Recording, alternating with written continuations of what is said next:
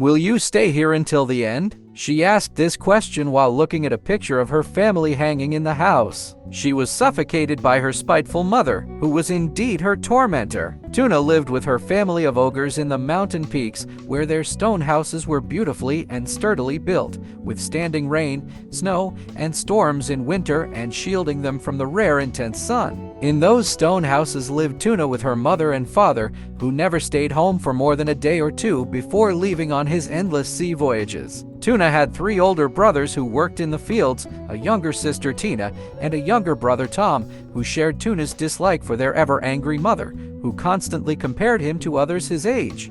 Every morning, their mother would bang on each door as if her hand were made of iron. Tom would tell his sister, "Did you hear her say, with smoke coming out of her huge nostrils, 'I don't care if you die of fear,' then mockingly imitate her, 'Get up for work.' In truth, there was nothing to do. She just wanted to wake them up.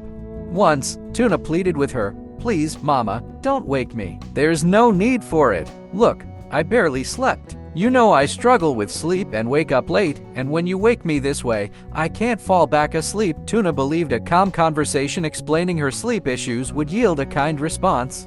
But her mother's sly smile and piercing look revealed she had found a new way to irritate her daughter. Regretting her honesty, Tuna heard her mother say, "I'll wake you up no matter your state." Tuna realized then that talking to her mother was futile.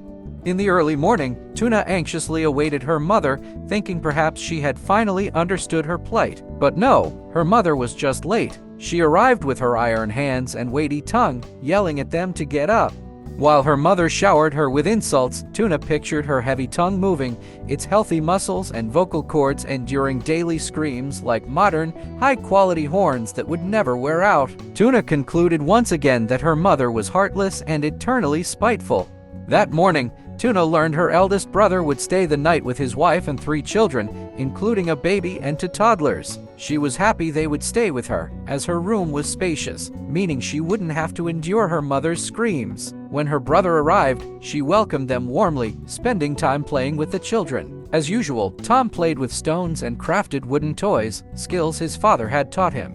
At night, Tuna talked with her brother's wife, who mentioned they might stay longer due to some repairs, as if reassuring Tuna that their stay wouldn't be prolonged. Tuna replied, "No problem. I'm happy you're here." They prepared for bed, and Tuna was hopeful for a peaceful night.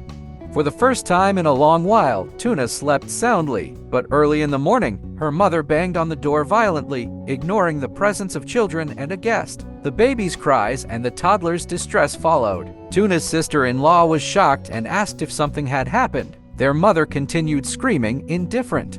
Tuna explained to her sister-in-law that this happened every day, that their mother seemed to enjoy tormenting them. The sister-in-law, herself a gentle mother, couldn't understand such cruelty. After a brief calm, their mother banged on the door again, frightening the children. The sister-in-law, frustrated, confronted her. "Can't you see there are children here?" The mother smirked triumphantly. Tuna, observing this, thought her mother was like the evil women in fairy tales, unlike any mother she knew. She wished her father would return. It was lunchtime, and Tuna, accustomed to eating alone to avoid her mother's hurtful remarks, did so. Tom ate in silence, distancing himself from their mother. Tanya, their youngest sister and their mother's favorite, always helped her, enduring her insults, believing she wasn't doing enough. Tuna once asked Tanya why she helped someone so cruel. Tanya retorted, "She loves me. You're just imagining things," and she walked away, unwilling to see the truth. Their 2 other brothers lived a short distance away with their families, rarely visiting. Sometimes Tom played with their younger children, but he often felt disconnected. Tuna was the only one he trusted to speak the truth about their mother.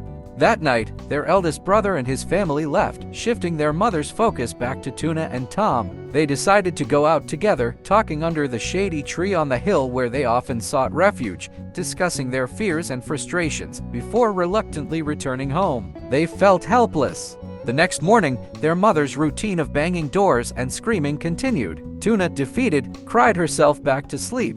She woke to find Tom looking at her, smiling. She asked eagerly, "What's up?" He replied, "Dad's back." He heard Mom yelling this morning and scolded her. Tuna was incredulous but hopeful. Minutes later, her father knocked gently and entered with a warm smile. Tuna jumped up to hug him. "It's okay, sweetie. I'm here now. Tom told me everything." You'll sleep peacefully now. I'll spend more time with you." He embraced Tom, promising happier days ahead. For the first time, Tuna slept peacefully, as her father had promised. They ventured out together, collecting mushrooms, strawberries, and flowers. Their mother, her volcanic anger subdued, accompanied them. Tanya began to understand true love. Tuna realized that as long as her father was there, nothing else mattered.